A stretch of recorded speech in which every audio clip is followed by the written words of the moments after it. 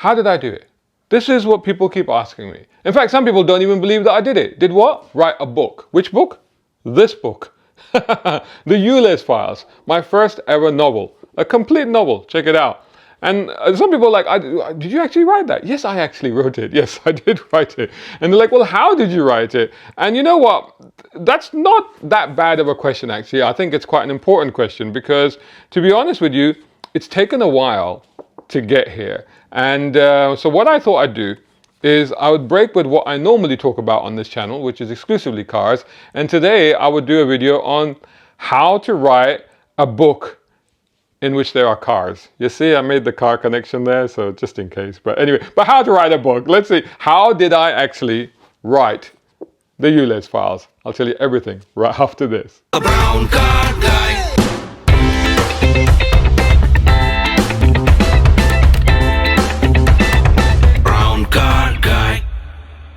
Right, so the first thing I've got to say, I mean, this is actually my 35th year as a motoring journalist. It's my 35th year writing and creating content professionally. But even before that, even when I was a kid, I really enjoyed writing. I mean, there were two things that I always loved, even as a child. I should say there were probably three things that I loved as a child. One was writing, just the act of writing. And of course, then that involved reading as well. I used to read a lot of books at the time. Writing and reading, I loved it. Of course, I loved cars. That just came out of nowhere, and I've just always been drawn to them. So I've always had a passion for cars. And the third thing is, like, I've always been into science fiction. And as you can see, with the Starship Enterprise on the top of my shelf there, but always been a huge Star Trek fan. Live long and prosper. So these three things were sort of always been there. But right from the beginning, even as a child, I always wanted to write stories. I wanted to tell stories. I remember writing stories in primary school. In fact, if I recall correctly, one of my stories was actually turned into a play in the school. So I remember as far back as then, and you know, if I go back and look at old papers and stuff, I find stories that I wrote when I was very, very young. And even now I'm like, well, that's not bad. Maybe I should rewrite it and publish it. Maybe I should. But anyway, I've always wanted to be a writer. And in fact, at one point, I was thinking of becoming, I also love comics. And at one point, I actually did a comic book writing course. And this was before like getting full-time into motoring journalism. And I thought maybe that would be my career path. I would just go down the comic book writing path and create stories like that. I love the visual element of comics as well. But didn't quite work out, although I did do a couple of small press publications, which I think you can find the portfolio of that. But if you go to the portfolio link on my website, I think you can find actually one of them. One of them was actually an Asian version of James Bond, so that you might find that quite interesting. But you can see the kind of theme that I was already setting even back then. So I've always wanted to write a book. So this has always been a thing, and then like I said, I have written short stories, and even now I've written short stories, and some of those short stories are actually on my website, browncarguy.com. If you go into the menu and you click fiction, you'll actually find them. But I've never written like a complete novel, a complete book. And I've tried, actually, to be honest with you. Over the decades, I've actually tried several times. I would say at least 4 false starts I've had. But I've never really got beyond, I think chapter 3 was probably as far as I've ever got with these things. So what happened? What changed? How did I end up doing 13 chapters and 80,000 plus words of the ULEZ Files? I'm going to talk through that. I'm going to tell you about what actually I did and how I did it and what the processes were. I'm going to talk about everything. I'm going to break it down in quite a bit of detail. But what I will say before I do that is that, of course, writing is a very personal thing. And it's a creative process, it's a personal process. And I think that for everybody it would be slightly different, and maybe quite a bit different.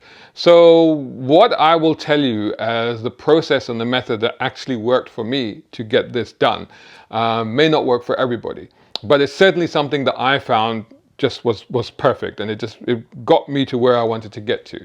But like I said, I just want to put a proviso in there that it's a unique process, it's a very personal process, and these things may not apply to everybody, but hopefully some part of this will be able to help you if you are thinking of writing something as substantial as a book. So what did I do? Well, the first thing, I wrote some notes down here to explain to you what I've done. The first thing I wrote down is like, don't show your book to anyone until you finish writing it. because I've done that before a couple of times, and it was a mistake because people give you well-meaning feedback. Some people give you positive feedback. Some people say this and that, but it's all well-meaning. But what happens, and actually, like, if you're able to take it and use it, then for some people that would work. But what actually happened with me was that it made me pause. It made me pause, and then that pause lasted years. I never unpaused because it made me stop and think about what they were saying and think about, should I incorporate it? Should I go back? Should I rewrite? Should I start again? And then just that thought process alone essentially kind of put me off, and I never actually went back to the books. So that's the number one thing. Like, don't show your book to anyone. Despite these false starts, in 2023, I finished the ULEZ Files. And what was the main sort of driving factor behind that? I think one of the main thing was that I was getting to that point where, like, you get to that point in life where you start drawing up a bucket list, and you go, well, the novel has always been on my bucket list. I just decided in 2023, I just made a mental note and decided to myself, this year it's going to happen. I'm going to do it, no matter what. I've decided. There were a couple of conversations I had with some friends, some former colleagues who had written their books, and some podcasts that I did where we talked about books. And these things kind of served to inspire me a little bit as well and sort of renew my determination. So I set myself a deadline. And this is also key to how to get this done, and this is the other problem with writing a book. So, for example, I'm a freelance journalist. So the vast majority of my work is actually freelancing, creating content, basically writing articles for other outlets. And the main reason I always get that done is because I know that there's a deadline for those. So I know that there's a deadline, I get a commission, or I pitch and I get a commission, and then I know there's a deadline and I have to finish it by then. The trouble with creative writing, with your own writing, is that you don't have a deadline. Unless you're already a gainfully employed author and you have an agent and a publisher, that's different. But otherwise, you don't have a deadline. So you're kind of like, I've got nothing to work to. I'll get round to it. When I have time, whatever. But so what I did is I set myself a deadline. I said that I'm actually going to publish this book before the holidays at the end of 2023. That's what I decided to do. So I set that deadline, and I said, that's it. That's my deadline. I've got to hit that deadline no matter what. So that was one of the main things I did. So in order to do that, I went down the self-publishing route. So why did I go down the self-publishing route? There's three reasons why I did that. The first, and probably the main reason, was that at this point, writing this book and doing all this stuff and fulfilling that ambition, I figured I really couldn't handle the rejections. Because the problem with going down the traditional route of authorship, which is you write a book, and then first of all, you have to send it around to a whole bunch of agents to see if somebody will take you on. So that's the first aspect of it. You could try direct to publishers, but it's probably best to go through an agent. And then the second aspect of it is then that agent sends it off to various publishers, and the vast majority of them send you rejection notes. So that's a whole heap of rejection, which is going to have an emotional and mental toil on you, especially after all the work that you have to do to create something like this. So I decided that I'm not going to do that. I'm not going to put myself through that. I'm just going to self-publish it. The second reason was that because I had set that deadline, not only to finish the book by the end of the year, before the holidays at the end of 2023, but also to get it out there. So the only way to do it at that speed and that quickly was to self-publish. And the other reason I wanted to do it that quickly was because, as you can see, I called it the ULEZ Files. I think the ULEZ is quite a topical and current issue. So it wasn't something that I wanted to write and then leave in the process of like it would come out a year later. I mean, who knows what's going to happen after a year, right? So I thought now is the time, strike while the iron is hot. Now is the time. If I'm going to call it the ULEZ Files, I need to get it out in 2023, or at least by the end of it. So that was the second reason. And the third reason for self-publishing is that it's so easy to do now. It really is. It's just amazing how easy compared to like how the process is involved in the past. It's just, I'll go into more details later on in this video, but it's just staggeringly easy. So that was the way to do it. But once you've decided, obviously I've jumped ahead and I've told you that it's ULEZ Files, but once you decided that you're going to write a novel, what are you going to write about? Because then that's the next big question, right? What are you going to write about? And like I said, I've always been a fan of science fiction, and probably out of the 4 previous starts that I did, the first 3 were all science fiction related. And because I've always thought and imagined that I would be writing science fiction novels. I might still do. And I have written science. In fact, most of the stories on my website you'll see are actually science fiction. So that's what I thought I would do. But the last one that I tried a few years ago, I would say 5 years ago, 6 years ago now, I tried that. That was when I thought, what they often say especially when you go to writing classes and author classes and stuff like that. So write about what you know. And although the wonderful thing about science fiction is that you don't need to know it, you can just make it up because it's fantasy, it's science fiction. But what do I know? I know cars. I know the world of cars. I know I'm a motoring journalist for 35 years. Like I said, content creator. I've just spent my whole time around cars and the car scene and petrol heads and all of that sort of stuff. So I thought I should write about that. That's what my I think the fourth attempt was. I think this is the fifth attempt. I would probably say this is the fifth attempt. So I think that's what that was. But then that stalled. So when I got to 2023, again, I thought, okay, let me stick with sort of cars. But the thing that was sort of overarchingly dominating my life in 2023 was my coverage of ULEZ. For those who don't know, ULEZ is the ultra-low emission zone which exists in London and which was expanded to cover the whole of London at the end of August in 2023. And I covered that whole thing, the protests around it, the pros and cons, the whole discussion, the interviews, arguments, the research, the data, the independent reports. I covered all of that. Spent most of my time in 2023 in terms of my own content creation covering that. So my head was literally packed with that. And of course, as an offshoot of that is the war on the motorists, so all the things that are happening around legislation, around speed limits, around parking restrictions, around restrictions in cities, 15-minute cities, all of this sort of stuff that is that appears to be restricting the freedoms of motorists, and so is therefore perceived as the war on motorists, is something that was paramount and foremost in my head. So I thought, well, okay, this has got to be the theme. And of course, I thought calling it the ULEZ Files gives it that topical feel, gives it that current sense of being a current publication. So that's how I came to the decision that it's got to be about ULEZ. Right, so once you've decided that this is what it's going to be about, the second thing, as I've said, I've written quite a few short stories. So short stories I have done, but this is a big jump up. And here's the thing, short stories, the difference between short stories and something like this is that with short stories, you start a story. So you have an idea in your head, you start it and you run with it. And there's no, unless you're doing it to a commission, there's no number limit on it. So you can go as short as the short story could be a paragraph long, could be a page long, or you could write a 5,000 word short story, maybe more. There's no necessity that it has to be a certain amount of words or something, a short story. So basically, the great thing about short stories is you can start it, and then when you feel that it's come to a conclusion, it's come to a conclusion. That's it. You're like, okay, it's done. That's it. And I don't need to do anything more with that, The trouble is that when you're writing a novel, you're looking at, and when I researched it, it was between 60 and 90,000 words that you have to write. So to get at least a novel, not even a novelette, because a novelette is like a shorter version, I would say like half the size of a novel.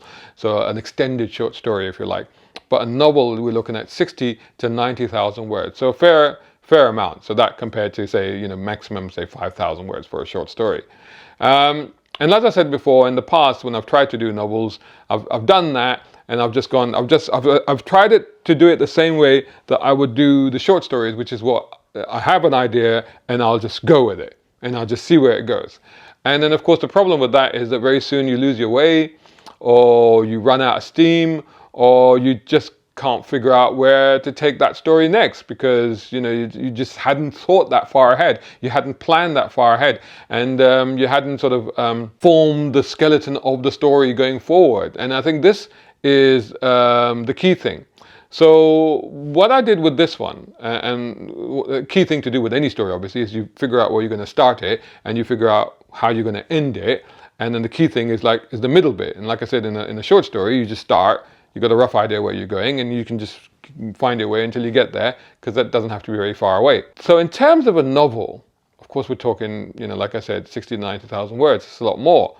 So what I decided to do then is I said, okay, well, let me break this down. Let me decide that there are going to be 13 chapters. So this is what I did. I said, okay, there's 13 chapters. So 13 pages in Word documents. I created 13 separate pages, and I said, right, these are the 13 chapters.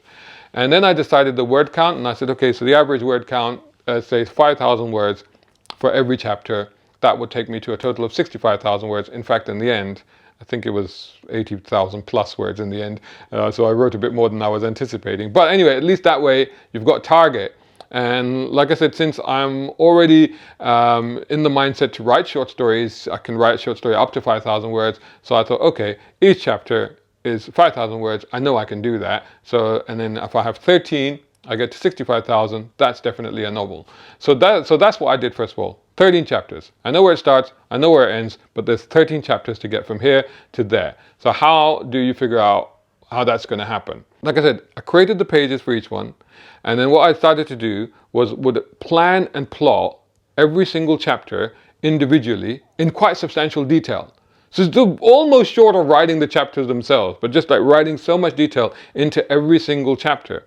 And then this basically gives you a skeleton of the novel. So from here to there, you start that whole process. So you've written all the plot first. Before you've written a single word of prose that's going to go into the actual novel, you've planned the whole thing out.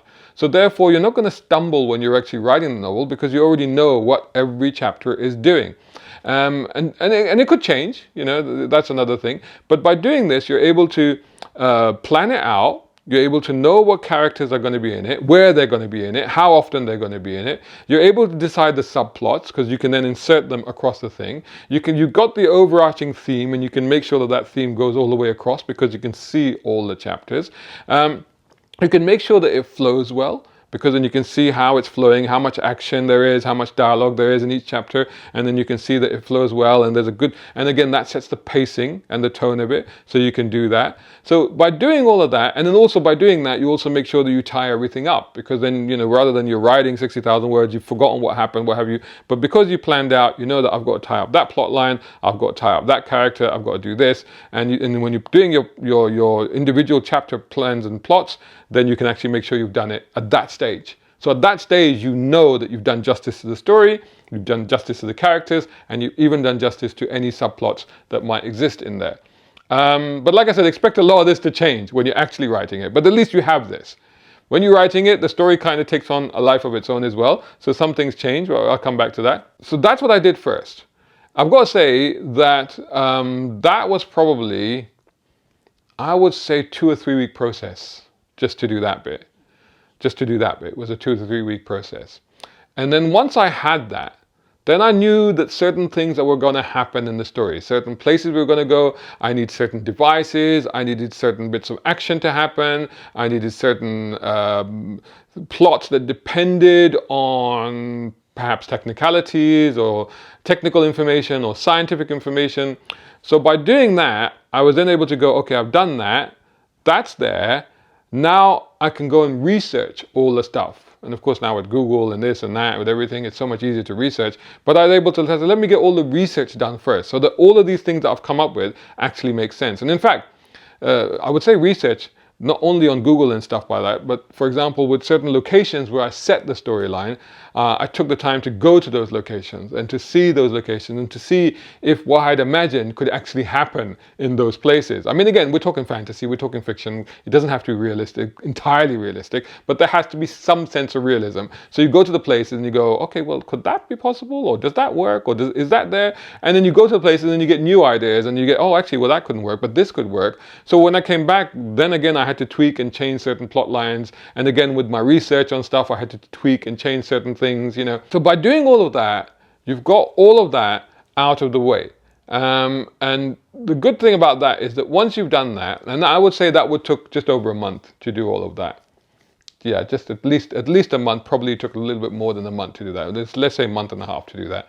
So once I had all of that, then you know that, well, then your writing is uninterrupted, pretty much uninterrupted, because you've done all the groundwork first. You've done all the research. You've planned the novel. Also, the other thing I should mention, I think I forgot to mention, did I not put that in my notes? I forgot to mention, is that, oh no, there it is. I also wrote character descriptions, detailed character descriptions and backstories for a lot of the main characters.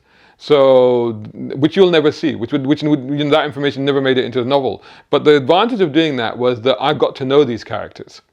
So I, as the author, as the person who's creating this world and putting these characters in them, and then putting those characters through different scenarios, I feel like I need to know more about them in order to do that. So then I created these backstories, I created the character descriptions, I created all of that, and I put it into use when I was starting to write. So I felt like I really knew these people because I had created, this is only the main characters, but I did that. And another advantage actually that I did which is a trick that I don't think anybody else will tell you. And this is the thing about what I'm doing today. A lot of authors, and this is, I must say, I'm not a professional, established author or anything like that, and there are great workshops out there, and there are great courses by proper pro authors, but I'm just telling you my experience on how I achieved this.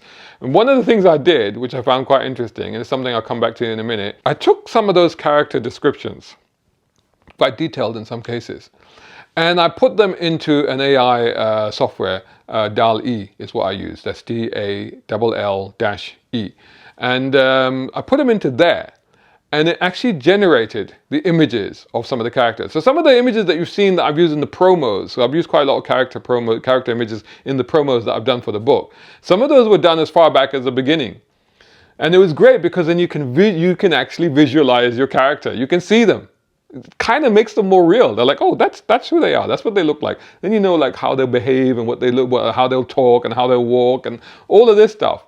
It's quite extraordinary. So that really helps. So I was able to create these character bios, and then also in each of these folders for each of these characters, I was then able to put in pictures of them as well, which were generated by AI. So it would actually give me a real understanding of what they look like, what they wore, how they, all of that sort of stuff. So that really, really helped. Right, so having done all of that, once I had started the writing, the momentum was actually better than I've ever experienced before, because I had all of this stuff. And it was almost like I couldn't wait to start writing this now, because I'd done the research, I'd created the story, I'd established that all of it worked and made sense, then I'd created all the characters and got to know all the characters. I couldn't wait to now put them in their world and get them to do stuff. So almost the momentum of it, I've never experienced momentum when trying to write a novel as I did on this one, because of all that pre-work that I had done beforehand. So that really, really helped. It also meant that I never paused, I never stalled, because I already knew what was happening in every chapter. I should just say that, of course, sometimes that changed. Several times it did change. Some things I moved from one chapter to another. I moved them around. Some chapters I made longer, some I made shorter. So it's not exactly the same now in the book as it was in my original plan, but that's fine, because the story comes to life. The characters start to do their own little things. It's kind of weird, because suddenly you go, no, actually that character wouldn't do that. Let's take that one out, let's put that one in. So things do change, but that's okay, because you've got the overall framework and you can tweak bits in the middle of it, and it doesn't really stop you too much, because you still pretty much know what you're doing and where you're going, but you have the ability to tweak it when it happens. You could come up with a better idea and stuff, and you shouldn't be afraid to do that. Once you've written it on the plot, don't feel that that's cast in stone. Even when you're writing your first draft, it's not cast in stone. You can keep changing it. If you've got a better way of doing it, a better idea, a new tactic, or a character just decides to do something different, which can happen, believe me, they do take on a life of their own.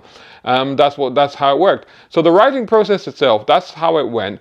Took over 3 months, I would say. So the total time to do this, to create this, I would say about 5 months, yeah? So total time of actually writing, I would say just over 3 months to write it. And I was writing all hours, especially I would say in the last month, because I could feel that I was getting to the end. I was probably up till about 3 o'clock every night. And also the good thing is, like, because everybody else is asleep, it's quiet, there's no distractions, no internet, no TV, no phone, no nothing, and I can just focus on this, which is what you need to do. That's the really difficult bit, is to find that discipline to work on it. But like I said, this is the thing that most authors struggle with, is the discipline to find that time to write something, to get yourself into that mood. But like I said, because I had done all of that other work, because I'd done the research, I'd created the characters, I created the plot line, the discipline of creating time to write the novel didn't actually raise itself as a problem, because I couldn't wait to do it. Because now that I'd created them, I couldn't wait to tell their story. So to me, it was kind of weird. It was the opposite. It was like everything else in life kind of became a distraction. And everything else was like, okay, let me finish this article quickly, let me do that quickly, let me go that place quickly, because I want to come back and I want to get on with this, because I want to see what happens next. I want to see how this goes, so I want to do it. So the momentum was extraordinary by doing this. And it's almost like, I didn't mind staying up all night, because I was like, oh, I got to get it. It was just flowing. It was just happening. They talk about the flow. And a lot of the times that just happened and it just came. So that was really, really good. Once I had written it, first draft, I then rewrote it. And then I rewrote it again. You have to, because each time you go through it, you think, oh, that was crap. Every time I read, even now, I dare not read too much of that because I know I'm going to go, ah! But that's what you got to do. So basically, there were three drafts, three major drafts that are overhauled. And draft 3 probably will have very little of draft 1 in it, but that's just the way it goes.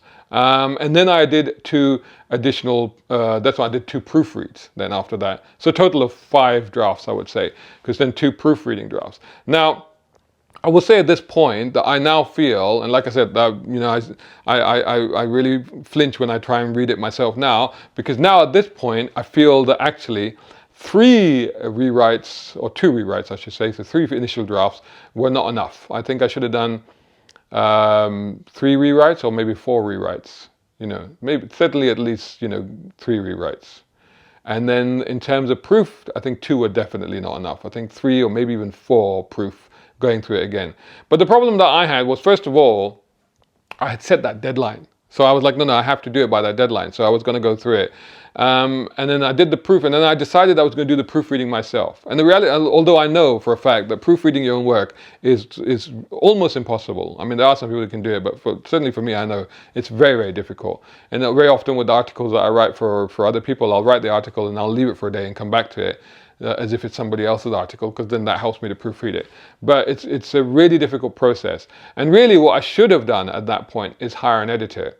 And that's what you should do. And then I would recommend that strongly to you, is that at that point, once you feel that you've done your bit as far as you can go with it, is then hand it over to an editor, a professional book editor.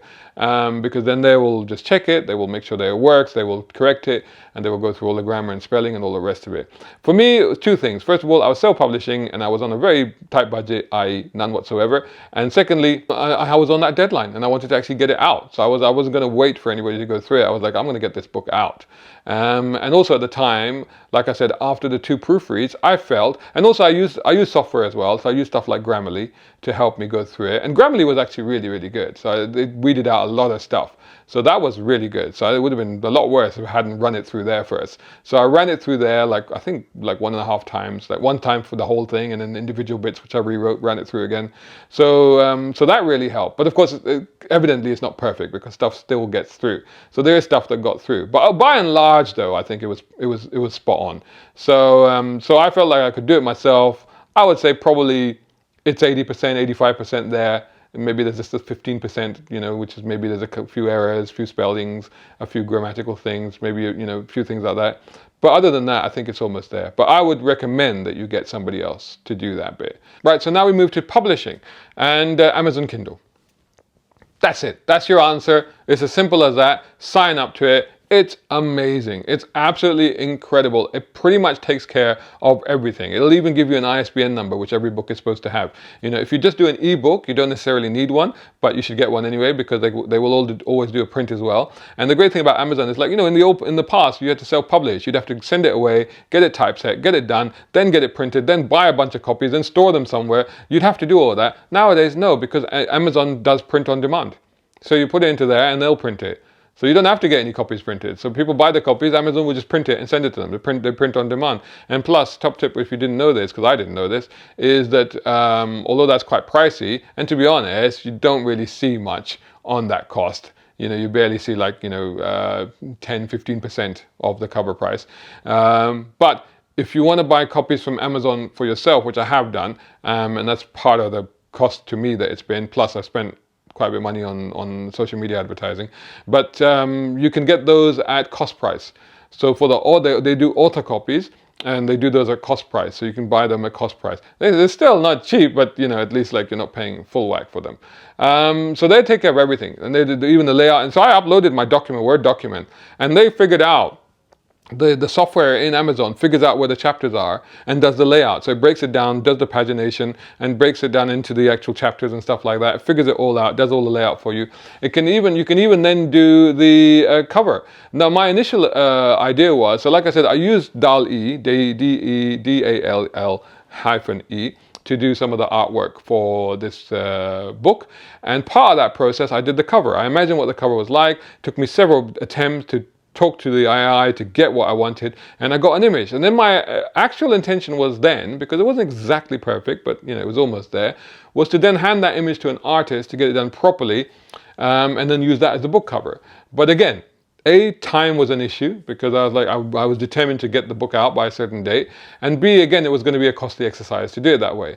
I have a very dear friend who is a graphic designer, Zahid Bashir, who kind of then at that point took over for me, because then he looked at that original graphic and he said, actually, with a few tweaks, you can just use this one. This is actually fine, and I can make it work.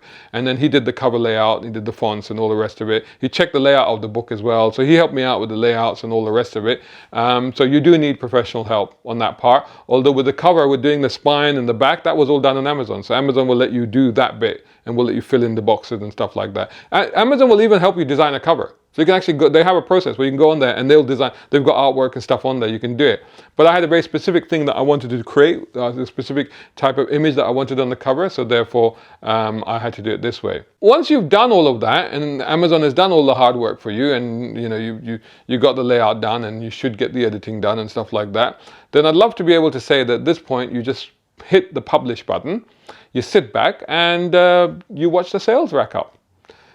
Unfortunately, no. And this is the problem. Although, like, I've just extolled the virtues of self-publishing and explained to you like how it's emotionally fantastic to be able to do it that way, but also it's very, very easy to do it that way. But here's the downside.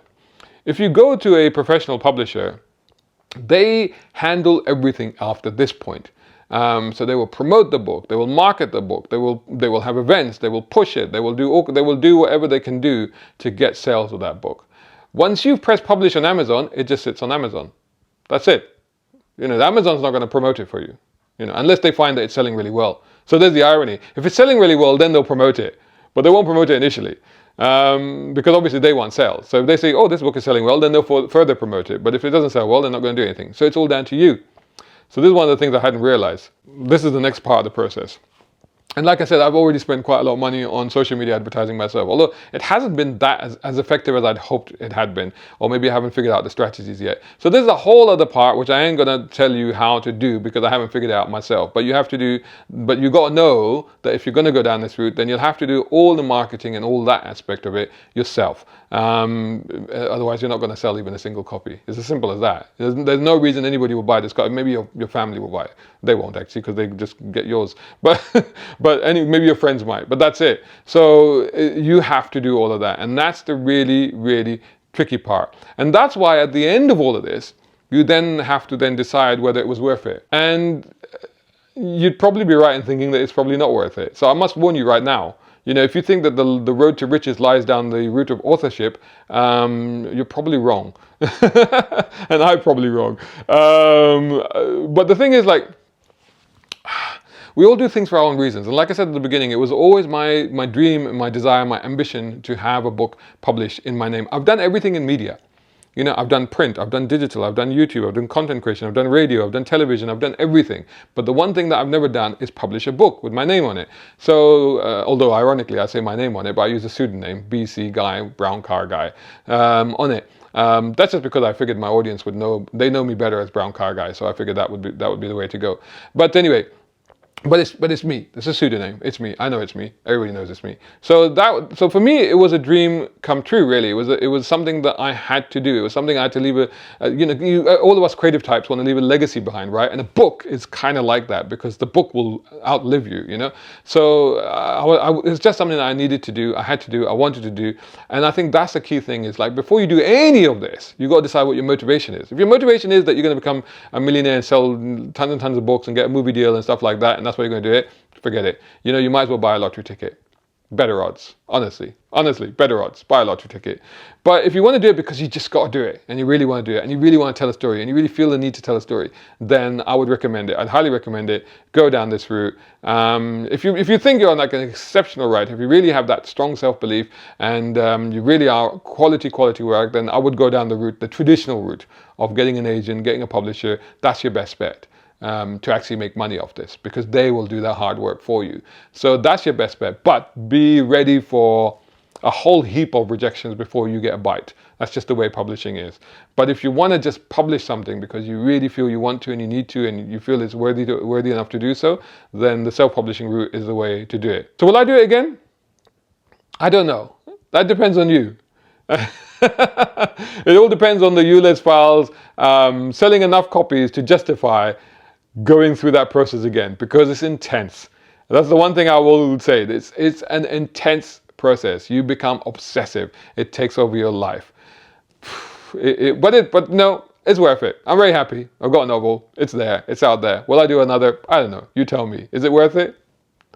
Let me know in the comments below. I hope you enjoyed this. I'll catch you all in the next video. In London streets, where politics and power collide, the ULEZ Files by Brown Car Guy is a thrilling new novel depicting a high-stakes battle for the roads. Join Max Turner, a motoring journalist, as he uncovers a plot to control car ownership and personal liberties. With agent Eleanor Rodriguez and tech genius Flux Jackson, they race against time through London's iconic streets.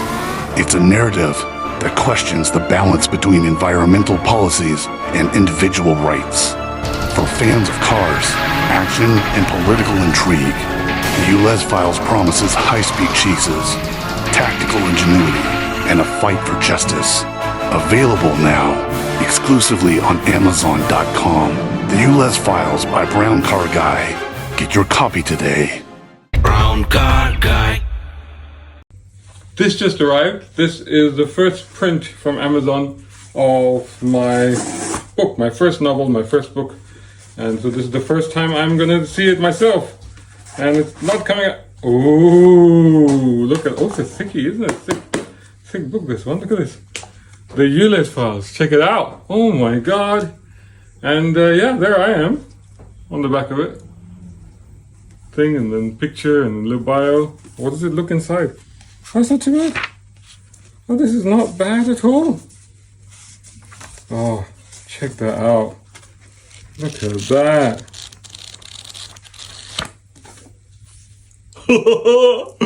My first novel! Yay!